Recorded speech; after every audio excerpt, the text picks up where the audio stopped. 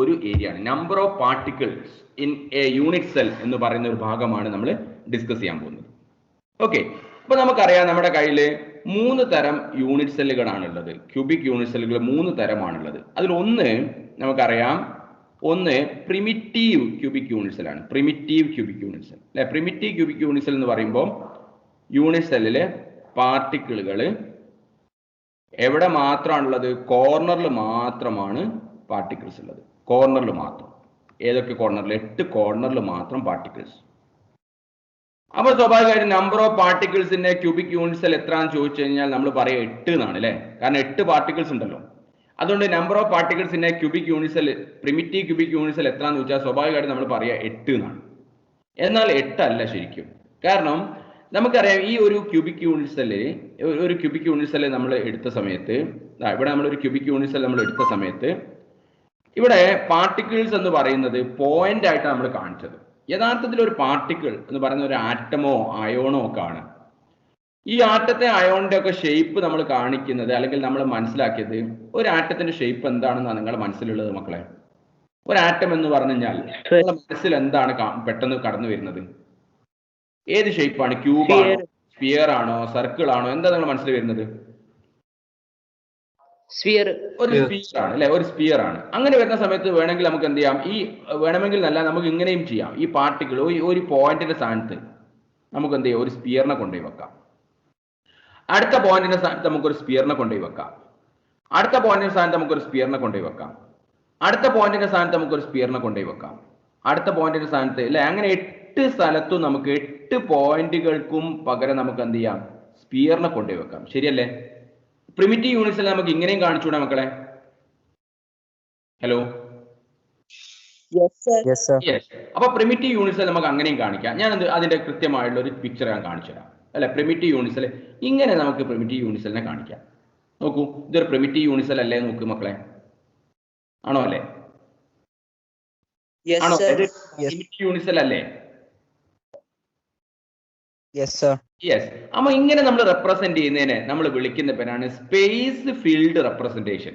Space field representation. പക്ഷെ ഇങ്ങനെ വരയ്ക്കുക എന്ന് പറയുന്നത് ഒരു കുറച്ച് ബുദ്ധിമുട്ടാണ് അല്ലെ. കുറച്ച് ബുദ്ധിമുട്ടാണ് ഇങ്ങനെ വരയ്ക്കുക എന്ന് പറയുന്നത്. കൃത്യമായിട്ട് വരയ്ക്കുക എന്ന് പറയുന്നത് കുറച്ച് ബുദ്ധിമുട്ടായതുകൊണ്ടാണ് നമ്മൾ എന്ത് ചെയ്ത് ഓരോ സ്പിയറിനും പകരം ഓരോ പോയിന്റ് നമ്മൾ കൊടുത്തിട്ട് ലാറ്റിസ് പോയിന്റുകൾ വെച്ചുകൊണ്ട് നമ്മൾ എന്ത് ചെയ്യുന്നത് ഒരു ക്യൂബിനെ ഒരു യൂണിറ്റ് സെല്ലിനെ റെപ്രസെന്റ് ചെയ്യുന്നത്. പക്ഷെ യഥാർത്ഥത്തിൽ ഇങ്ങനെയാണ്. അങ്ങനെ വരുന്ന സമയത്ത് നിങ്ങൾക്ക് ഒരു കാര്യം മനസ്സിലാകുന്നുണ്ട് ഇവിടെ അല്ലെ. ഇത് ഒരു കോർണറിൽ വെച്ച ഈ സ്പിയർ, ഈ പാർട്ടിക്കിളിന്റെ ഫുൾ ഭാഗവും യൂണിറ്റ് സെല്ലിന്റെ ഉള്ളിലേക്കാണോ മക്കളെ ഉണ്ടാവുക? അല്ല സർ. അല്ല, കുറഞ്ഞ ഭാഗം മാത്രമേ യൂണിറ്റ് സെല്ലിന്റെ ഉള്ളിലേക്കുള്ളൂ അല്ലെ. ബാക്കി ഭാഗം നോക്കൂ, ബാക്കി ഭാഗം ഇത്രയും ഭാഗം അല്ലെ, എത്ര ഭാഗം മാത്രമേ ഈ സ്പിയറിന്റെ കുറഞ്ഞ ഭാഗം മാത്രമേ ഉള്ളോട്ടുള്ളൂ. കുറഞ്ഞ ഭാഗം മാത്രം. ബാക്കിയൊക്കെ എങ്ങോട്ടാ മക്കളെ? ബാക്കി ഭാഗമൊക്കെ പുറത്തേക്കല്ലേ? ആണോ അല്ലേ? അപ്പൊ നമ്മുടെ ചോദ്യത്തിൽ നോക്കി, number of particles in a unit cell എന്നാണ്. In a unit cell. ഒരു യൂണിറ്റ് സെല്ലിന്റെ ഉള്ളിലുള്ള പാർട്ടിക്കിളുകളുടെ എണ്ണം എത്ര എന്നാണ്. ഒരു പ്രിമിറ്റീവ് ക്യൂബിക് യൂണിറ്റ് സെല്ലിൽ 8 കോർണറിലും പാർട്ടിക്കിൾ ഉണ്ടെങ്കിലും ആ 8 കോർണറിലെ പാർട്ടിക്കിളുകൾ പൂർണ്ണമായും ഈ ക്യൂബിക് യൂണിറ്റ് സെല്ലിന്റെ ഉള്ളിലേക്കല്ല, കുറച്ച് ഭാഗം പുറത്തേക്കാണ്. ഉള്ളിലേക്ക് എത്ര പാർട്ടിക്കിൾ ഉണ്ട്, എത്ര ഭാഗം ഉള്ളോട്ട് കൊടുത്തിട്ടുണ്ട്, ഒരു യൂണിറ്റ് സെല്ലിൽ ഉള്ളിൽ പാർട്ടിക്കിൾ എത്ര ഭാഗം ഉള്ളിലുണ്ട് എന്നാണ് നമ്മുടെ ഒരു ചോദ്യം. അപ്പൊ അതാണ് നമ്മൾ കണ്ടുപിടിക്കാൻ പോകുന്നത്. അതെങ്ങനെ കണ്ടുപിടിക്കും? ഒരു കോർണറിലുള്ള പാർട്ടിക്കിളിന്റെ എത്ര ഭാഗം ഒരു യൂണിറ്റ് സെല്ലിന്റെ ഉള്ളിലേക്ക് ഉണ്ടെന്ന് അത് മനസ്സിലാക്കാൻ നമ്മൾ എന്ത് ചെയ്യാം? കുറേ യൂണിറ്റ് സെല്ലുകളുള്ള ഒരു സ്ഥലത്തുള്ള ഒരു പാർട്ടിക്കിൾ നമ്മൾ അസ്യൂം ചെയ്യാം. നടുവിലുള്ള ഒരു പാർട്ടിക്കിൾ ഞാൻ അസ്യൂം ചെയ്യാണ്. Just listen students, just listen. ഇതാണ് ഒരു പാർട്ടിക്കിൾ എന്ന് വിചാരിക്കാം. എക്സാക്ട് നടുവുള്ള പാർട്ടിക്കിൾ, അതാണ് ഈ കോർണറിലെ പാർട്ടിക്കിൾ. നിങ്ങളങ്ങ് വിചാരിക്കുക എന്ന് പറഞ്ഞാൽ ഒരു യൂണിറ്റ് സെല്ല് കുറേ യൂണിറ്റ് സെല്ലുകളുടെ സ്ഥലത്ത് നിന്ന് നമ്മൾ എന്ത് ചെയ്യാണ്? ഒരു പാർട്ടിക്കിൾ, സെന്ററിൽ ഒരു പാർട്ടിക്കിൾ അസ്യൂം ചെയ്യാം. ഈ പാർട്ടിക്കിള് ഒരു യൂണിറ്റ് സെല്ലിന്റെ കോർണറിലാണ് വരുന്നത്. അങ്ങനെയാണെങ്കിൽ എത്ര കോർണറുകൾ പരസ്പരം അല്ലെ, എത്ര യൂണിറ്റ് സെല്ലുകൾ പരസ്പരം കോർണറിലേക്ക് ജോയിൻ ചെയ്തിട്ടുണ്ട് മക്കളെ? 8 ആണ് അല്ലെ. അപ്പൊ ആ 8 യൂണിറ്റ് സെല്ലുകൾ കൂടെ അവകാശപ്പെട്ട ആളാണ് ഈ ഒരു പാർട്ടിക്കിൾ അല്ലെ. ഈ പാർട്ടിക്കിളിന്റെ ഓരോരോ ഭാഗങ്ങൾ ഓരോരോ യൂണിറ്റ് സെല്ലിലേക്കാണ്. 8 യൂണിറ്റ് സെല്ലിനും ഈക്വൽ ആയിട്ട് ഒരു കോർണറിലുള്ള പാർട്ടിക്കിളിന്റെ ഭാഗങ്ങൾ എന്ത് ചെയ്തിട്ടുണ്ട്, കോൺട്രിബ്യൂട്ട് ചെയ്യപ്പെട്ടിട്ടുണ്ട്. അങ്ങനെ വരുന്ന സമയത്ത് ഒരു യൂണിറ്റ് സെല്ലിലേക്ക് എത്ര ഭാഗം കിട്ടിയിട്ടുണ്ടാവും മക്കളെ? 1/8. 1/8 അല്ലെ? ഒരു 8ൽ ഒരു ഭാഗം മാത്രമേ ഒരു യൂണിറ്റ് സെല്ലിലേക്ക് കിട്ടിയിട്ടുള്ളൂ. താഴേക്കുള്ള ഇങ്ങോട്ട് 1, ഇങ്ങോട്ട് അങ്ങനെ 8 എണ്ണത്തിലേക്കും പിന്നെ നമുക്ക് എന്ത് ചെയ്യണം, കോൺട്രിബ്യൂട്ട് ചെയ്യണം ഈ പാർട്ടിക്കിൾ. എന്ന് പറഞ്ഞാൽ ഒരു യൂണിറ്റ് സെല്ലിലേക്ക് ഒരു കോർണറിലെ പാർട്ടിക്കിളിന്റെ 1/8 മാത്രമേ യൂണിറ്റ് സെല്ലിന്റെ ഉള്ളിലേക്കുള്ളൂ. 1/8 മാത്രമേ യൂണിറ്റ് സെല്ലിന്റെ ഉള്ളിലേക്കുള്ളൂ. ബാക്കി പുറത്തേക്ക് എത്ര ഉണ്ട്? 7/8 പുറത്താണ്. അപ്പൊ ഈ പാർട്ടിക്കിളിന്റെയും 1/8 മാത്രമേ യൂണിറ്റ് സെല്ലിന്റെ ഉള്ളിലേക്കുള്ളൂ. എത്ര മാത്രം? 1/8 മാത്രം. ബാക്കിയോ 7/8 പുറത്തേക്കാണ്. ഇയാളുടെയും 7/8 പുറത്തേക്കാണ്. എത്ര മാത്രമേ ഉള്ളോട്ടുള്ളൂ? 1/8 മാത്രം. അങ്ങനെ എത്ര കോർണർ ഉണ്ട് മക്കളെ ഇയാൾക്ക്? മക്കളെ ഒരു പ്രിമിറ്റീവ് ക്യൂബിക് യൂണിറ്റ് സെല്ലിന് എത്ര കോർണറിൽ പാർട്ടിക്കിൾസ് ഉണ്ട്? 8 കോർണർ അല്ലെ? 8 കോർണറിൽ പാർട്ടിക്കിൾസ് ഉണ്ട്. ഒരു കോർണർ കോൺട്രിബ്യൂട്ട് ചെയ്യുന്നത് എത്രയാണ്? 1/8. പിന്നെ ഒരു കോർണറിലുള്ള പാർട്ടിക്കിള് ഒരു യൂണിറ്റ് സെല്ലിന്റെ ഉള്ളിലേക്കുള്ള വിഹിതം 1/8 മാത്രമാണ്. അങ്ങനെ 8 കോർണറുകൾ ഉണ്ട്. അപ്പൊ 8 എണ്ണത്തിൽ നിന്ന് 1/8 വിഹിതം കിട്ടിയാൽ 8 × 1/8 എത്ര മക്കളെ? 1. അപ്പം നെറ്റ് എഫക്ട് നമ്മൾ നോക്കുന്ന സമയത്ത് പ്രിമിറ്റീവ് യൂണിറ്റ് സെല്ലിന്റെ ഉള്ളിൽ ഒറ്റ പാർട്ടിക്കിളെ ഉണ്ടാവും. 8 കോർണറിലും പാർട്ടിക്കിൾ ഉണ്ടെങ്കിലും യൂണിറ്റ് സെല്ലിന്റെ ഉള്ളിലേക്ക് ഒറ്റ പാർട്ടിക്കിളെ മൊത്തത്തിൽ ഉണ്ടാവുള്ളൂ. ശരിയാണോ മക്കളെ? അപ്പൊ നമുക്ക് അതിനെയാണ് നമ്മൾ എന്ത് വിളിക്കുന്നത്? Z വാല്യൂ എന്ന് വിളിക്കുന്നത്. അപ്പൊ പ്രിമിറ്റീവ് യൂണിറ്റ് സെല്ലിന്റെ Z വാല്യൂ എത്ര മക്കളെ? 1 ആണ്. 8 പറയോ? ഇനി 8 എന്ന് പറയോ? നമ്പർ ഓഫ് പാർട്ടിക്കിൾസിന്റെ പ്രിമിറ്റീവ് യൂണിറ്റ് സെൽ 8 ആണെന്ന് പറയോ? പറയരുത്. കാരണം എന്താണ്? Number of particles in a unit cell എന്നാണ് നമ്മൾ പറഞ്ഞത്. Number of particles in a unit cell, number of particle of a unit cell എന്നല്ല നമ്മൾ പറഞ്ഞത്. Number of particles in a unit cell എന്ന് പറഞ്ഞാൽ 8 കോർണറിലും പാർട്ടിക്കിൾ ഉണ്ടെങ്കിലും ആ പാർട്ടിക്കിളിന്റെ പൂർണ്ണമായും യൂണിറ്റ് സെല്ലിന്റെ ഉള്ളിലേക്കല്ല. നിങ്ങളൊരു ഫാനിന്റെ പെട്ടിന്റെ മൂലയിൽ ഒരു ബോൾ വെച്ചതായിട്ട് നിങ്ങൾ കൺസിഡർ ചെയ്യാം. ഒരു ഫാനിന്റെ പെട്ടിന്റെ മൂലയിൽ വെച്ചിട്ടുണ്ട്. ഫാനിന്റെ പെട്ടിന്റെ കോർണർ എന്താവണം? ബോളിന്റെ സെന്റർ ആയിട്ട് വരുന്ന രീതിയിൽ വെച്ചാൽ ഒരിക്കലും ആ ബോൾ പൂർണ്ണമായും പെട്ടിന്റെ ഉള്ളിലേക്കല്ല ഉണ്ടാവുക. കുറെ ഭാഗം പുറത്തേക്ക് ഉണ്ടാവും. എത്ര ഭാഗം പുറത്തേക്ക് ഉണ്ടാവും? 7/8 ഭാഗം. ഉള്ളോട്ട് എത്ര ഉണ്ടാവും? 1/8 ഭാഗം. അങ്ങനെ 8 കോർണർ ഉള്ളത് കൊണ്ട് 8 × 1/8 1. 8 × 1/8 8 ക്യാൻസൽ ആയി പോകും. 1 ഒറ്റ പാർട്ടിക്കിളെ യൂണിറ്റ് സെല്ലിന്റെ ഉള്ളിൽ ഉണ്ടാവുള്ളൂ. അറിയോ? ഓക്കെ. അങ്ങനെ അതാണ് നമ്മളെ നമ്പർ ഓഫ് പാർട്ടിക്കിൾസിന്റെ യൂണിറ്റ്സ് എന്ന ഭാഗത്ത് നമുക്ക് എഴുതാം. അളവ് എഴുതിക്കോ. അതിന്റെ സെന്റൻസുകളാണ് ഞാൻ ഇവിടെ എഴുതിയത്. കൃത്യമായിട്ടൊന്ന് വായിച്ചു നോക്കി എഴുതിക്കേ മക്കളെ. അതിന്റെ സെന്റൻസുകൾ ഞാൻ ഇവിടെ എഴുതിയിട്ടുണ്ട്. ഇതൊക്കെ ഞാൻ നിങ്ങൾക്ക് വേണ്ടി നേരത്തെ എഴുതി വെച്ചതാണ് ഈ സംഭവങ്ങളൊക്കെ. ഒന്ന് പ്രിമിറ്റീവ് ക്യൂബിക് യൂണിറ്റ്സ് എഴുതിക്കോ മക്കളെ. അപ്പൊ ഒന്നാമത്തെ എന്താണ്? ഒന്നാമത്തെ നമ്പർ ഓഫ് പാർട്ടിക്കിൾസിനെ യൂണിറ്റ് സെല്ലിന് സൈഡിന് കൊടുക്കുക. എന്നിട്ട് primitive unit cell, primitive cubic unit cell എന്നിട്ട് എഴുതിക്കോ. The contribution of one particle in a corner towards a unit cell is equal to 1/8. The number of corners in a primitive unit cell is equal to 8. The total number of particles in a primitive unit cell is equal to 8 × 1/8. That's equal to 1. Z is equal to 1. എഴുതിക്കോ.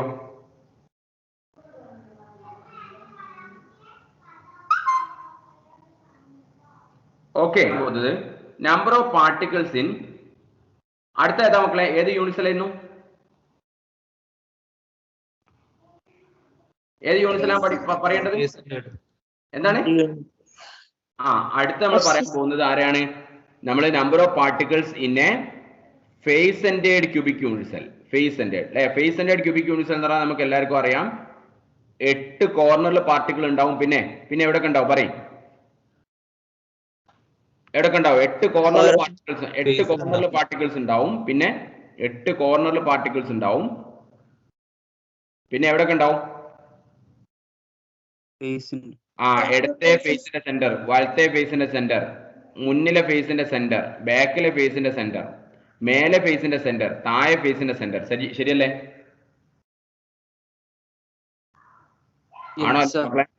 ആണോ അല്ലേ? Yes, sir. ഇപ്പൊ നമ്മൾ മനസ്സിലാക്കി കോർണറിലുള്ള ആള് എത്ര contribute ചെയ്യും മക്കളെ? കോർണറിലുള്ള ആള് 1/8 അല്ലേ കോൺട്രിബ്യൂട്ട് ചെയ്യാ? Yes, sir. എന്നാ ഫേസിലുള്ള ആൾ എത്ര കോൺട്രിബ്യൂട്ട് ചെയ്യും? എത്ര ഒരു ക്രിസ്റ്റലാറ്റിസ് നിങ്ങൾ മനസ്സിൽ കാണും. ഒരാളുടെ ഫേസ് മറ്റെത്ര ആളുടെ ഫേസ് വരെ ടച്ച് ചെയ്തിട്ടുണ്ടാവും? ഒരു യൂണിസെല്ലിന്റെ ഫേസ് മറ്റ് എത്ര ഇവിടെ നമ്മൾ ആലോചിച്ച് നോക്ക്. കുറേ ക്യൂബുകൾ ഉണ്ട്. ഓക്കെ, ഇത് ഒന്നാമത്തെ ക്യൂബാണ്. ഇത് ഒന്നാമത്തെ ക്യൂബ്. ഇത് രണ്ടാമത്തെ ക്യൂബാണ്. ഞാൻ മഞ്ഞുകൊണ്ട് അടയാളപ്പെടുത്താം. രണ്ടാമത്തെ ക്യൂബാണ് ഇത്. മേലെ 4 ക്യൂബുകളിലെ ഞാൻ 2 ക്യൂബിനെ മാത്രം കാണിച്ചു അല്ലെ. ഒന്നാമത്തെ ക്യൂബിന് ഞാൻ നമ്പർ 1 കൊടുത്തു, നമ്പർ 1. രണ്ടാമത് നമ്പർ 2 കൃത്യം കാണുന്നില്ലെങ്കിൽ നമ്പർ 1 ഇയാൾക്ക് കൊടുത്തു, നമ്പർ 2 കൊടുത്തു. അപ്പൊ നമുക്ക് ഈ ഫേസിൽ ഈ ഫേസ് മക്കളെ, ഈ ഫേസ് വലത്ത് ഈ യൂണിസെൽ ഇടത്തെ ഭാഗത്ത് 1ഉം 2ഉം ഈ ഫേസ് ജോയിൻ ചെയ്യുന്ന എത്ര യൂണിസെല്ലുകൾ തമ്മിൽ ജോയിൻ ചെയ്തിട്ടുണ്ട് അല്ലെങ്കിൽ ഷെയർ ചെയ്തിട്ടുണ്ട് ഈ ഫേസ്? മക്കളെ, ഈ ഫേസ് എത്ര യൂണിറ്റ് സെല്ലുകൾ തമ്മിൽ ഷെയർ ചെയ്തിട്ടുണ്ട്? 2. അതുകൊണ്ട് ഇതിന്റെ നടുവിൽ ഒരു പാർട്ടിക്കിൾ ഉണ്ടായിരുന്നെങ്കിൽ ഈ ഫേസിൽ ഒരു പാർട്ടിക്കിൾ ആർക്കൊക്കെ അവകാശപ്പെടാണ്? രണ്ടാമത്തതിന് പകുതി, ഒന്നാമത്തതിന് പകുതി. ശരിയല്ലേ? യെസ്. അപ്പൊ ഒരു ഫേസിലുള്ള പാർട്ടിക്കിളിന്റെ കോൺട്രിബ്യൂഷൻ, യൂണിസെല്ലിന്റെ ഉള്ളിലേക്കുള്ള കോൺട്രിബ്യൂഷൻ 1/2 അല്ലേ? അതെ. കോർണറിലെ പാർട്ടിക്കിളിന്റെ കോൺട്രിബ്യൂഷൻ 1/8 അല്ലേ? കാരണം ഇവിടെ ഉള്ള പാർട്ടിക്കിൾ 8 ആളായിട്ട് 1, 2, 3 8 ആളായിട്ട് കണക്ട് ചെയ്തിട്ടുണ്ട് ഈ കോർണറിലുള്ള ആള് അല്ലേ? അതുകൊണ്ട് തന്നെ 8 കോർണേഴ്സിൽ പാർട്ടിക്കിൾ ഉണ്ട്, കോൺട്രിബ്യൂഷൻ 1/8 പ്ലസ് 6 ഫേസിൽ പാർട്ടിക്കിൾ ഉണ്ട്, അതിന്റെ കോൺട്രിബ്യൂഷൻ 1/2. അപ്പൊ നമുക്ക് 8 × 1/8 പ്ലസ് 6 × 1/2 ആയിരിക്കും അല്ലേ ഇതിന്റെ ഉള്ളിലെ മൊത്തം പാർട്ടിക്കിളുകളുടെ എണ്ണം? യെസ്. അതിന്റെ വാല്യൂ എത്ര ആയിരിക്കും? 8 × 1/2 എന്ന് പറഞ്ഞാൽ 1/8 എന്ന് പറഞ്ഞാൽ 1, 6 × 1/2 എന്ന് പറഞ്ഞാൽ 3, ദാറ്റ്സ് ഈക്വൽ ടു 4. ഇതിന്റെ ഉള്ളിലെ പാർട്ടിക്കിളുടെ മൊത്തം എണ്ണം എത്ര ആയിരിക്കും മക്കളെ? Z ഈസ് ഈക്വൽ ടു എത്ര ആയിരിക്കും? 4. ഇത് മനസ്സിലായോ? വെറുതെ മൂളാണോ അല്ലെ? മനസ്സിലായിട്ടുണ്ടോ കാര്യം? മനസ്സിലായിട്ടുണ്ട്. അങ്ങനെയാണെങ്കിൽ ഇവിടെ എഴുതിക്കേ. താഴെ ഞാൻ എഴുതിയിട്ടുണ്ട്, അതൊന്ന് എഴുതിക്കേ. In FCC the number of particles contributed by കോർണറുകൾ കോൺട്രിബ്യൂട്ട് ചെയ്ത പാർട്ടിക്കിളുടെ എണ്ണം 8 × 1/8 ദാറ്റ്സ് ഈക്വൽ ടു 1 ആണ്. അത് നമുക്കറിയാം. The contribution of particles in a phase is 1/2. എത്ര ഫേസ് ഉണ്ട്? Number of particles contributed by faces 6 ഉണ്ട് അല്ലെ? 6 × 1/2 3 ഉണ്ട്. ടോട്ടൽ എത്ര? Total number of particles in FCC Z is equal to 1. കോർണറുകൾ തന്നത് 1, ഫേസുകൾ മൊത്തം കിട്ടിയത് 3, 1 + 3 4, Z is equal to 4. Are you okay? Yes. അങ്ങനെയാണ്. അത് എഴുതിയോ? ഇല്ല സർ, എഴുതിക്കോളൂ.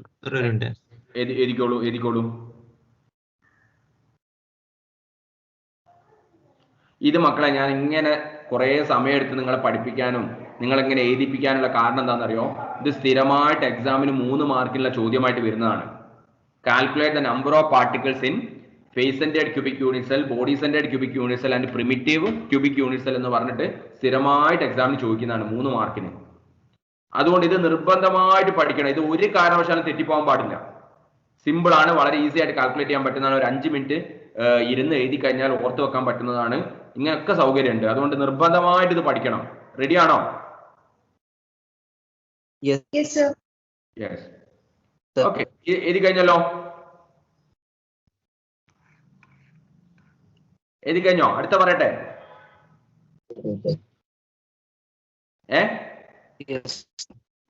ഇൻ BCC അല്ലെ? BCC പറഞ്ഞാൽ എന്തായിരുന്നു? BCC പറയുന്ന ആളിതാണ്. BCC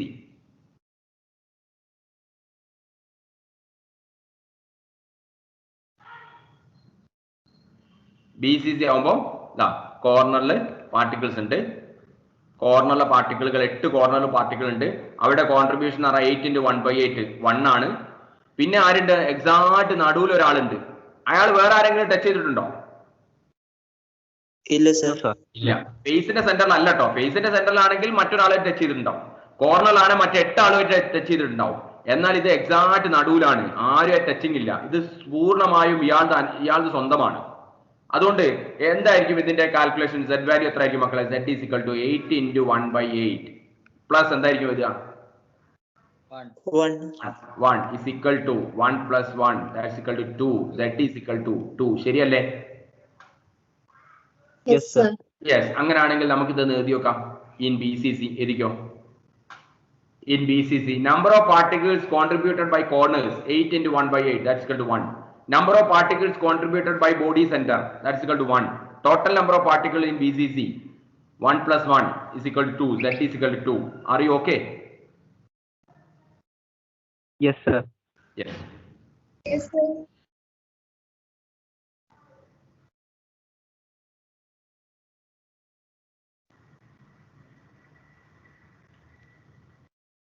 അപ്പോൾ ഇത് സ്ഥിരമായിട്ട് ചോദിക്കുന്ന ഒരു ചോദ്യമാണ്. അത് നിങ്ങൾ മനസ്സിലാക്കിയിട്ട് എഴുതുക. ഓക്കെ. ഇനി ഞാൻ വേറൊരു പ്രധാനപ്പെട്ട പോയിന്റ് കൂടി പറഞ്ഞിട്ട് നമ്മൾ ക്ലാസ് നിർത്താം. അപ്പോൾ 11:11 നമുക്ക് ചെറിയൊരു പോയിന്റ് കൂടി പറയാനേ സമയമുള്ളൂ. 12:30 നമുക്ക് ക്ലാസ് അവസാനിപ്പിക്കേണ്ടതുണ്ട്. ഓക്കെ. ഇത് എഴുതിയോ മക്കളെ? സർ FCC ഒന്ന് കാണിക്കോ? FCC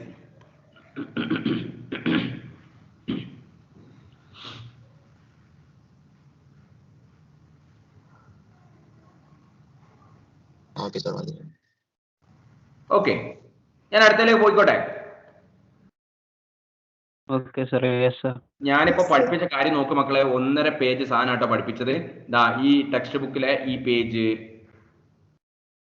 ദാ ഈ പേജ്,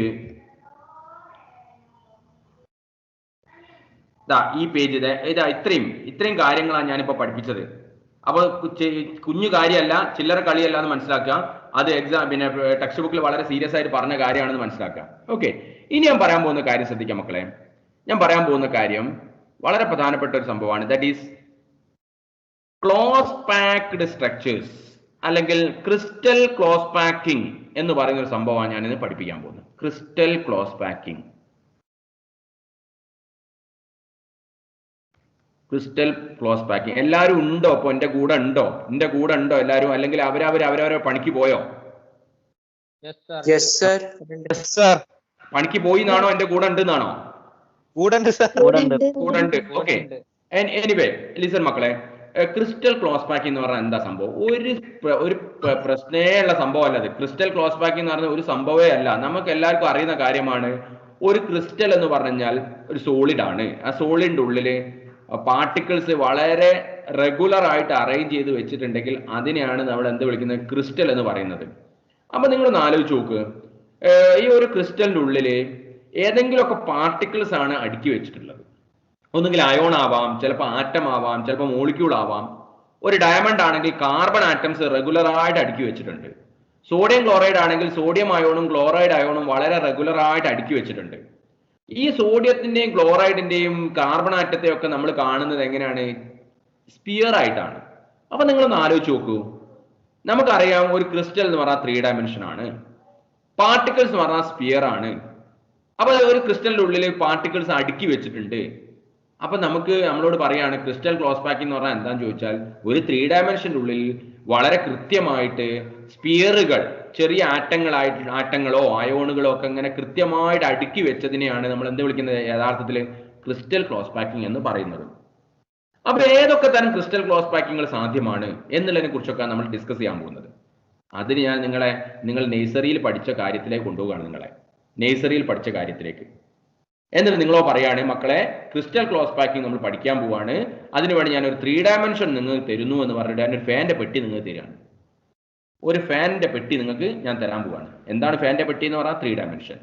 ഒരു ഫാനിന്റെ പെട്ടി ഞാൻ നിങ്ങൾക്ക് തരാൻ പോവാണ്. നേഴ്സറി കുട്ടിയാണ് എല്ലാവരും നേഴ്സറി കുട്ടികളാണ്. ആ നേഴ്സറി കുട്ടികളുടെ സ്റ്റാൻഡേർഡിലേക്ക് വരിക. നേഴ്സറി കുട്ടികളുടെ സ്റ്റാൻഡേർഡിലേക്ക് ഒന്ന് താഴോട്ട് വരിക. ഓക്കെ. എന്നിട്ട് ഞാൻ എന്ത് തന്നു? നിങ്ങൾക്ക് ഫാനിന്റെ പെട്ടി തന്നു. മക്കളെ നിങ്ങൾക്കൊക്കെ ഞാൻ ഫാനിന്റെ പെട്ടി തന്നതായി നിങ്ങൾ മനസ്സിൽ കാണുക. ഫാനിന്റെ പെട്ടി. ഓക്കെ എന്ന് പറഞ്ഞാൽ ഒരു 3 ഡയമെൻഷൻ തന്നു. എന്നിട്ട് നിങ്ങൾക്ക് ഞാൻ കുറേ ബോളുകൾ തന്നു. എന്നിട്ട് ഞാൻ പറഞ്ഞു ബോളുകളെല്ലാം മക്കളെ ആറ്റംസ് ആണ്. ഇതൊക്കെ ആറ്റംസ് ആണ്. നിങ്ങളോട് പറഞ്ഞു റെഗുലർ ആയിട്ട് അറേഞ്ച് ചെയ്യാം, ഇതിനുള്ളിൽ റെഗുലർ ആയിട്ട് അറേഞ്ച് ചെയ്യാൻ പറഞ്ഞു. എന്താണ് അറേഞ്ച് ചെയ്യാൻ പറഞ്ഞത്? റെഗുലർ ആയിട്ട് തോന്നിയ പോലെ അറേഞ്ച് ചെയ്യാൻ പറഞ്ഞ കുട്ടി പിന്നെ വളരെ എന്താണ് മടിയനായ കുട്ടി എന്ത് ചെയ്യും? ഈ ബോളുകളെല്ലാം ഇങ്ങോട്ട് പെട്ടിയിലേക്ക് ഇട്ട് കുലുക്കി അവിടെ വെക്കും അല്ലെ? ഒരു ഫാന്റെ പെട്ടിയിലേക്ക് ഇട്ടിട്ട് കുലുക്കി അങ്ങോട്ട് വെക്കും. അപ്പൊ കുലുക്കി വെച്ച് കഴിഞ്ഞാൽ ഇറഗുലർ അറേഞ്ച്മെന്റ് ആയിരിക്കും.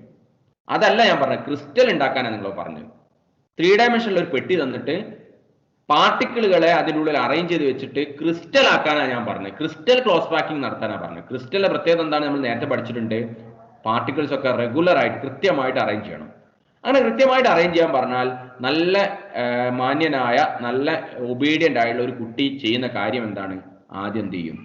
ബോളുകളെല്ലാം ഇങ്ങനെ ഇങ്ങനെ ഇങ്ങനെ ഇങ്ങനെ ഇങ്ങനെ ഇങ്ങനെ വെക്കും. അങ്ങനെ ഒരു ലൈനിൽ ആദ്യം വെക്കും. ഒരു ലൈനിൽ ഇങ്ങനെ വെക്കും ആദ്യം. ഒന്നുകിൽ അങ്ങോട്ട് അല്ലെങ്കിൽ ഇങ്ങോട്ട്, നോ പ്രോബ്ലം. ഇങ്ങോട്ട് വെച്ചാലും കുഴപ്പമില്ല. ഒരു ലൈനിൽ ഇങ്ങനെ വെക്കും. അതിനെ നമ്മൾ വിളിക്കുന്ന പേരാണ് മക്കളെ 1 dimensional close packing. Aishu then അപ്പം ഇതിനെ നമ്മൾ വിളിക്കുന്ന പേരാണ് മക്കളെ 1 ഡയമെൻഷണൽ ക്ലോസ് പാക്കിംഗ്. സിമ്പിൾ അല്ലേ? വളരെ സിമ്പിൾ അല്ലേ? എന്താ 1 ഡയമെൻഷണൽ ക്ലോസ് പാക്കിംഗ് എന്ന് പറഞ്ഞാൽ മക്കളെ? The arrangement of particles in a line is called 1 dimensional close packing. എന്താണ് മക്കളെ ഞാൻ പറഞ്ഞത്?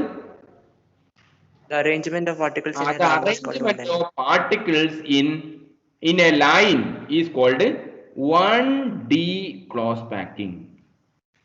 അല്ലെ? ഡയമെൻഷൻ ഒക്കെ നിങ്ങൾ മാത്സിൽ പഠിക്കുന്നുണ്ട്. 1 ഡയമെൻഷൻ, 2 ഡയമെൻഷൻ അല്ലെ? 2 ഡയമെൻഷൻ മോഷൻ, 3 ഡയമെൻഷൻ മോഷൻ എന്നൊക്കെ പറഞ്ഞിട്ട് നമ്മൾ പഠിക്കുന്നുണ്ട്. ഇവിടെ എന്താണ് 1 ഡയമെൻഷൻ ക്ലോസ് പാക്കിംഗ്? സിമ്പിൾ. എന്താ 1 ഡയമെൻഷൻ ക്ലോസ് പാക്കിംഗ് എന്ന് പറഞ്ഞാൽ? Arrangement of particles. The arrangement of particles in a crystal അല്ലെങ്കിൽ an arrangement of particles in a line.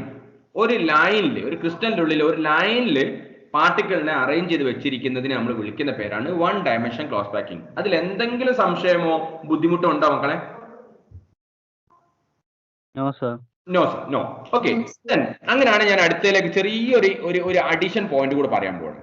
ഇങ്ങനെ 1 ഡയമെൻഷൻ നമ്മൾ ക്ലോസ് പാക്ക് ചെയ്യുന്ന സമയത്ത് വളരെ രസകരമായിട്ടുള്ള ഒരു കാര്യം കാണാം. 1 ഡയമെൻഷൻ ക്ലോസ് പാക്കിംഗ് ഈ എൻഡിലുള്ള ആളെയും നിങ്ങൾ മൈൻഡ് ചെയ്യേണ്ട. എൻഡിലുള്ള ആളെ നമ്മൾ മൈൻഡ് ചെയ്യേണ്ട. നടുവുള്ള ആൾക്കാരെ നമ്മൾ നോക്കിയാൽ ഇയാളെയോ ഒക്കെ നമ്മൾ നോക്കിയാൽ നമുക്ക് കാണാൻ പറ്റുന്ന കാര്യം എന്താണ്? ഒറ്റ ലൈനിൽ വെച്ചത് കൊണ്ട് ഇവരുടെ നിയറസ്റ്റ് നൈബറിംഗ് പാർട്ടിക്കിളുകളുടെ എണ്ണം നമ്മൾ നോക്കിയാൽ ഇയാളുടെ നിയറസ്റ്റ് നൈബർ എന്ന് പറയുന്നത് ഇയാളും ശരിയല്ലേ?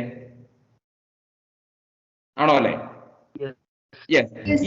നിയറസ്റ്റ് നൈബർ എന്ന് പറയുന്നത് ആരാ? ഇയാളെ നിയറസ്റ്റ് നൈബർ എന്ന് പറയുന്നത് ഇയാളും ശരിയല്ലേ? ഇയാളെ നിയറസ്റ്റ് നൈബർ എന്ന് പറഞ്ഞാൽ ആരാണ്? ഇയാളും ഓക്കെ അല്ലേ? ആണല്ലോ, ശരി. എന്ന് പറഞ്ഞാൽ ഒരു 1 ഡയമെൻഷൻ ക്ലോസ് പാക്കിംഗില് നിയറസ്റ്റ് നൈബറിംഗ് പാർട്ടിക്കിളുകളുടെ എണ്ണം എത്ര ആയിരിക്കും? ഒരു പാർട്ടിക്കിളിന്റെ നിയറസ്റ്റ് നൈബേഴ്സിന്റെ എണ്ണം എത്ര ആയിരിക്കും? 2 ആയിരിക്കും. വെരി ഗുഡ് 2 ആയിരിക്കും. In a 1 dimension close packing, since it is in a line, the number of nearest neighbors of a particle in 1 dimension close packing will be 2. That value is called coordination number. എന്താ മക്കളെ? എന്താണ് coordination number? എന്താ coordination number എന്ന് പറഞ്ഞാൽ? Simple. The number of nearest neighbors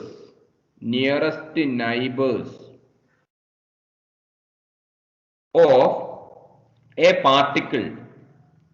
ഒരു പാർട്ടിക്കിളുടെ nearest നൈബേഴ്സിന്റെ എണ്ണം, particle nearest neighbours of a particle എവിടെ? In a close packing. അത് 1 ഡയമെൻഷൻ ആയിക്കോട്ടെ 2 ഡയമെൻഷൻ ആയിക്കോട്ടെ, എവിടെയും നമ്മൾ കോർഡിനേഷൻ നമ്പർ എന്ന് പറഞ്ഞാൽ എന്താണ്? ഒരു പാർട്ടിക്കിളിന്റെ നിയറസ്റ്റ് നൈബേഴ്സിന്റെ എണ്ണമാണ് ക്ലോസ് പാക്കിംഗ്. ഓക്കെ, അത് എത്രയാണ്?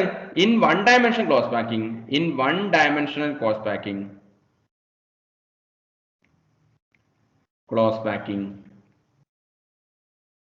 Cn is equal to coordination number is equal to 2. Are you okay? Are you agree? Do you get me? Yes, sir. Yes. അപ്പോൾ എന്തൊക്കെ ഞാൻ പഠിപ്പിച്ചു മക്കളെ? എന്താണ് വൺ ഡയമെൻഷൻ ക്ലോസ് പാക്കിംഗ് എന്ന് പറഞ്ഞാൽ ഒരു സെന്റൻസ് പറയാൻ പറഞ്ഞാൽ നിങ്ങൾക്ക് പറയാൻ പറ്റും. കോർഡിനേഷൻ നമ്പർ എന്ന് പറഞ്ഞാൽ എന്താണെന്ന് ചോദിച്ചാൽ പറയാൻ പറ്റും. വൺ ഡയമെൻഷണൽ ക്ലോസ് പാക്കിങ്ങിന്റെ കോർഡിനേഷൻ നമ്പർ എത്രയാണെന്ന് ചോദിച്ചാലും പറയാൻ പറ്റും. പറ്റൂലേ? അപ്പൊ ഒന്നാമത്തെ പറഞ്ഞേ എന്താണ് വൺ ഡയമെൻഷൻ ക്ലോസ് പാക്കിംഗ് എന്ന് പറഞ്ഞാൽ? The arrangement of particles. The arrangement of particles in a line is called one dimensional cross packing. ഒരു മാർക്ക് കിട്ടി. രണ്ടാമത്തെ mark, the number of nearest neighbors of a particle in a cross packing is called coordination number. രണ്ട് mark കിട്ടിയോ? Yes, sir. രണ്ട് mark കിട്ടി. Yes, sir. ഇനി one dimensional cross പാക്കിങ്ങിന്റെ coordination number 2 ആണ്. 3 മാർക്ക് കിട്ടിയോ? Yes, sir. അങ്ങനെ 3 പോയിന്റുകളെ ഇവിടെ നിങ്ങൾക്ക് പഠിക്കാനുള്ളൂ, വേറെ ഒന്നും പഠിക്കാനില്ല. പ്രശ്നമുണ്ടോ മക്കളെ? No, sir. നോ. നമ്മൾ അടുത്തേക്ക് പോട്ടെ ഞാൻ. Okay, sir. Okay, sir. Yes, okay. ഞാൻ അപ്പൊ ഇനി എന്തായിരിക്കും മക്കളെ? വൺ ഡയമെൻഷൻ കഴിഞ്ഞാൽ പിന്നെ എന്താ മക്കളെ? 3 ഡയമെൻഷനിലേക്ക് എത്തണമെങ്കിൽ നമ്മൾ വൺ ഡയമെൻഷൻ കഴിഞ്ഞാൽ 2 ഡയമെൻഷൻ വേണ്ടേ? Yes, Yes, sir. sir. ഞാൻ എന്തിനെ കുറിച്ചാണ് പറയാൻ പോകുന്നത്? 2D close packing. എന്തായിരിക്കും മക്കളെ 2D ക്ലോസ് പാക്കിംഗ് എന്ന് പറഞ്ഞാൽ? എന്തായിരിക്കും? നിങ്ങളൊന്ന് ആലോചിച്ച് പറഞ്ഞേ. എപ്പോഴും നേഴ്സറി തന്നെയാണ്. 2 ഡയമെൻഷൻ ക്ലോസ് പാക്കിംഗ് എന്ന് പറഞ്ഞാൽ എന്താ മക്കളെ? എക്സ് ആക്സിസും വേണം, വൈ ആക്സിസും വേണം അല്ലെ? ബോളുകളെ നമ്മൾ എന്ത് ചെയ്യുന്നു? ഇങ്ങനെ ഇങ്ങനെ ഇങ്ങനെ ഇങ്ങനെ ഇങ്ങനെ കുറേ റോസ് വെച്ചു അല്ലെ? കുറേ റോസ് നിരകൾ കുറേ വെച്ചു അല്ലെ? അപ്പൊ എന്തൊക്കെ ആക്സിസ് ആയി മക്കളെ? ഏതൊക്കെ ആക്സിസ് വന്നു മക്കളെ? എക്സ് ആക്സിസും വന്നു, X and Y. y ആക്സിസും വന്നു. അപ്പൊ 2 ഡയമെൻഷൻ ആയില്ലേ? Yes, sir. Yes, sir. അതിനെയാണ് നമ്മൾ എന്ത് വിളിക്കുന്നത്? 2D close packing. 2D close packing 2 തരം ഉണ്ട് മക്കളെ. 2 തരം 2D ക്ലോസ് പാക്കിംഗ് നമുക്ക് എഴുതാൻ പറ്റും. ഒന്ന് നോക്കിയോ മക്കളെ, നോക്കിയോ, ഞാൻ എന്ത് ചെയ്യുന്നു? ബോളുകളുടെ വൺ ഡയമെൻഷനിലുള്ള ഒരു റോ വെച്ചു. ആദ്യം ബോളുകളെ ഇങ്ങനെ വെച്ചു. പിന്നെ കുട്ടി എന്ത് ചെയ്തു? ബോളുകൾ അടുത്ത കുറെ ബോളുകളെ വെച്ചുകൊണ്ട് രണ്ടാമത്തെ റോ ഉണ്ടാക്കി. രണ്ടാമത്തെ റോ ഉണ്ടാക്കിയ സമയത്ത് കുട്ടി വെച്ചത് കൃത്യം ഒന്നാമത്തെ ബോളിന്റെ കൃത്യം മേലെ രണ്ടാമത്തെ ബോൾ വെച്ചിട്ട് ആണ് ഉണ്ടാക്കിയത്. രണ്ടാമത്തെ ബോളിന്റെ കൃത്യം മുകളിൽ മൂന്നാമത്തെ ബോൾ വെച്ചു. മൂന്നാമത്തെ കൃത്യം മുകളിൽ നാലാമത്തെ ബോൾ വെച്ചു. അങ്ങനെ നിരനിരായി വെച്ചുകൊണ്ട് 2 ഡയമെൻഷൻ ഉണ്ടാക്കി. ഇതൊരു പിന്നെ വൺ ഡയമെൻഷൻ ക്ലോസ് പാക്കിംഗ് ആണ് അല്ലേ മക്കളെ? അല്ല, 2 ഡയമെൻഷൻ ക്ലോസ് പാക്കിംഗ് ആണ് അല്ലേ? Yes, sir. Yes. ഇനി വേണമെങ്കിൽ കുട്ടിക്ക് ഇങ്ങനെ ഉണ്ടാക്കാം. ഒന്നാമത്തത് വെച്ചു, രണ്ടാമത്തത് ഈ ഡിപ്രഷനിൽ കൊണ്ടുപോയി വെച്ചൂടെ? ആരെങ്കിലും എന്തെങ്കിലും പറയോ അയാളോട്? ആരെങ്കിലും എന്തെങ്കിലും കുറ്റം പറയോ മക്കളെ? വ്യത്യാസം നിങ്ങൾ കാണുന്നുണ്ടോ? ഇങ്ങനെ വെക്കുന്നതിൽ എന്തെങ്കിലും വ്യത്യാസം നിങ്ങൾ കാണുന്നുണ്ടോ മക്കളെ? Coordination number കൂടിയുണ്ട്. അല്ല, എന്താ വ്യത്യാസം ഉള്ളത്? ഒന്നാമത്തെ റോ എന്റെ നേരെ മുകളിലല്ല രണ്ടാമത്തെ റോ വരുന്നത് അല്ലെ? ഇത് ഒന്നാമത്തെ റോ ഇതായിരുന്നു മക്കളെ. ഒന്നാമത്തെ റോനെ ഞാൻ എന്ന് വിളിച്ചാൽ അതിന്റെ കൃത്യം മുകളിൽ അല്ലെ, നമ്മൾ ഇതിന്റെ സെന്ററിലൂടെ ഒരു വര വരച്ചാൽ എല്ലാത്തിന്റെ സെന്ററിലൂടെയും കടന്നു പോകും ഇല്ലേ? Yes, sir. യെസ്. അതുകൊണ്ട് ഒന്നാമത്തെ റോ രണ്ടാമത്തെ റോയും സെയിം അലൈൻമെന്റ് ആണെന്ന് നമ്മൾ പറഞ്ഞൂടെ? Yes, sir. ഓക്കെ. അങ്ങനെ അലൈൻമെന്റ് ആയതുകൊണ്ട് ഒന്നാമത്തെ റോനെ രണ്ടാമത്തെ റോനെ നമുക്ക് മൂന്നാമത്തെ റോനെ ഒക്കെ നമുക്ക് ഒരേ പേരിട്ട് വിളിച്ചൂടെ? അതുകൊണ്ട് ഇങ്ങനെ നമ്മൾ 2 ഡയമെൻഷൻ ഉണ്ടാക്കുകയാണെങ്കിൽ ഇതിനെ വിളിക്കുന്ന പേരാണ് AAA arrangement.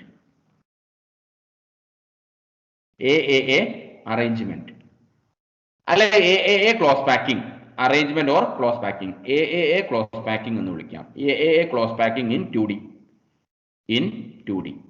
2Dയിലെ AAA close packing ആണെന്ന് പറയാം. ശരിയാണോ മക്കളെ? അങ്ങനെ പറഞ്ഞൂടെ? Yes, sir. പറയാം അല്ലെ? ഇത് ഇവിടെ നമ്മൾ നോക്കിക്കഴിഞ്ഞാൽ ഇയാളുടെ കോർഡിനേഷൻ നമ്പർ എത്ര മക്കളെ? കോർഡിനേഷൻ നമ്പർ എന്ന് പറഞ്ഞാൽ എന്തായിരുന്നു? കോർഡിനേഷൻ നമ്പർ എന്ന് പറഞ്ഞാൽ ഉള്ളിൽ ഒരാളുമായിട്ട് കണക്ട് ചെയ്ത ആൾക്കാരുടെ എണ്ണം എത്ര ആളെ ടച്ച് ചെയ്തിട്ടുണ്ട്? 4. 4 ആൾക്കാരെ ടച്ച് ചെയ്തിട്ടുണ്ട് അല്ലെ? Coordination number will be 4. ശരിയാണോ? സമ്മതിക്കുന്നുണ്ടോ? സമ്മതിക്കോ? കോർഡിനേഷൻ നമ്പർ 4 ആണെന്ന് പറഞ്ഞാൽ സമ്മതിക്കോ? നടുവുള്ള ആള് ടച്ച് ചെയ്ത ആൾക്കാരുടെ എണ്ണം 4 ആണെന്ന് പറഞ്ഞാൽ നിങ്ങൾ സമ്മതിക്കൂലേ? Yes, sir.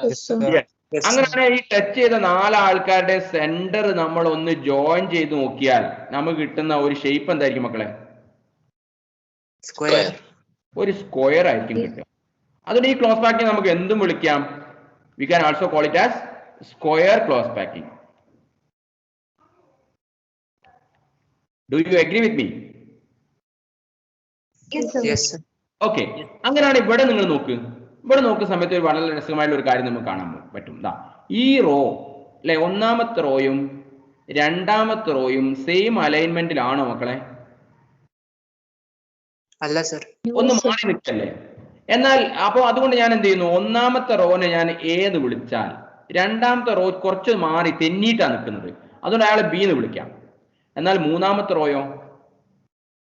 A. മൂന്നാമത്തെ റോ നമ്മൾ ഒരു വര വരച്ചാൽ ഒന്നാമത്തെ റോന്റെ കൃത്യ മുകളിലാണ് മൂന്നാമത്തെ റോ കിടക്കുന്നത്, മൂന്നാമത്തെ റോന്റെ കൃത്യ മുകളിലാണ് അഞ്ചാമത്തെ റോ കിടക്കുന്നത്. അതുകൊണ്ട് ഒരേ അലൈൻമെന്റിലെ റോസിനൊക്കെ ഒരേ പേര് വിളിക്കുകയാണെങ്കിൽ ഈ ആളുടെ പേരെന്താ? എ എന്നാണ് അല്ലെ. ഇയാളുടെ പേരെന്തായിരിക്കും? ബി എന്നാണ്. കാരണം അയാൾ ഇതാ ബി എന്ന് പറഞ്ഞ റോ ആയിട്ടാണ് അലൈൻമെന്റിൽ ഉള്ളത്. അപ്പൊ ഇയാളുടെ പേരെന്തായിരിക്കും? എ ആണ് അല്ലെ. അപ്പൊ ഒരേ അലൈൻമെന്റിലുള്ള ആൾക്കാർ നമുക്ക് എ എന്ന് വിളിക്കുകയാണെങ്കിൽ ഒന്നാമത്തെ എ ആണ്, രണ്ടാമത്തെ ബി ആണ്, മൂന്നാമത്തെ എ ആണ്, നാലാമത്തെ ബി ആണ്, അഞ്ചാമത്തെ എ ആണ്. അതുകൊണ്ട് ഈ അറേഞ്ച്മെന്റ് പേരെന്തായിരിക്കും മക്കളെ? AB close packing. Do you agree with me? Yes, sir. Okay, അങ്ങനാണെങ്കിൽ നോക്കൂ മക്കളെ, ഈ ഒരു പാർട്ടിക്കിൾ ഞാൻ എടുക്കുകയാണെങ്കിൽ അയാൾ എത്ര ആളെ ടച്ച് ചെയ്തിട്ടുണ്ട്?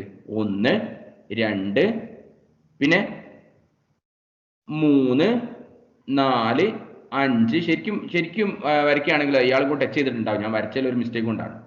ഇയാളും കൂടെ ടച്ച് ചെയ്തിട്ടുണ്ടാവും കേട്ടോ. ഞാൻ വരച്ചതിലുള്ള മിസ്റ്റേക്കാണ്. അപ്പൊ അതുകൊണ്ട് ഇവിടെ നോക്കാം. അപ്പൊ ഇവിടെയും ടച്ച് ചെയ്തിട്ടുണ്ട്. എത്ര കോർഡിനേഷൻ നമ്പർ അപ്പൊ? 6. ഇവരുടെ നമ്മൾ ജോയിൻ ചെയ്താൽ നമുക്ക് ഏത് ഷേപ്പാണ് കിട്ടുക? ഒരു ഹെക്സഗൺ ആണ് കിട്ടുക. അതുകൊണ്ട് ഈ ക്ലോസ് പാക്കിംഗ് നമുക്ക് എന്ത് വിളിക്കാം? ഹെക്സഗണൽ ക്ലോസ് പാക്കിംഗ് എന്ന് വിളിക്കാം. അപ്പൊ ഞാൻ 2 ഡയമെൻഷൻ ക്ലോസ് പാക്കിംഗ് മനസ്സിലായോ മക്കളെ? 2 ഡയമെൻഷൻ ക്ലോസ് പാക്കിംഗ് 2 തരം 2 ഡയമെൻഷൻ ക്ലോസ് പാക്കിംഗ് ഇല്ലേ? ഏതൊക്കെയാണ്? AAA ക്ലോസ് പാക്കിംഗ് അല്ലെങ്കിൽ square close packing, AB close packing അല്ലെങ്കിൽ ഹെക്സഗണൽ ക്ലോസ് പാക്കിംഗ്. ഇവിടെ കോർഡിനേഷൻ നമ്പർ 4 ആണ്, ഇവിടെ കോർഡിനേഷൻ നമ്പർ 6 ആണ്. ശരിയല്ലേ സർ? ഞാൻ ക്ലാസ് ഒന്ന് ലീവ് ചെയ്തോട്ടെ. ലീവ് ചെയ്തു. ഓക്കെ, അപ്പം ഈ ഒരു കാര്യം മനസ്സിലായോ മക്കളെ? അപ്പൊ എന്താണ് 2 ഡയമെൻഷൻ ക്ലോസ് പാക്കിംഗ് എന്ന് പറഞ്ഞാൽ? Actually the arrangement of particles in a plane. The arrangement of particles in a line ആണെങ്കിൽ 1 dimension. The arrangement of particles in a plane is called 2D close packing.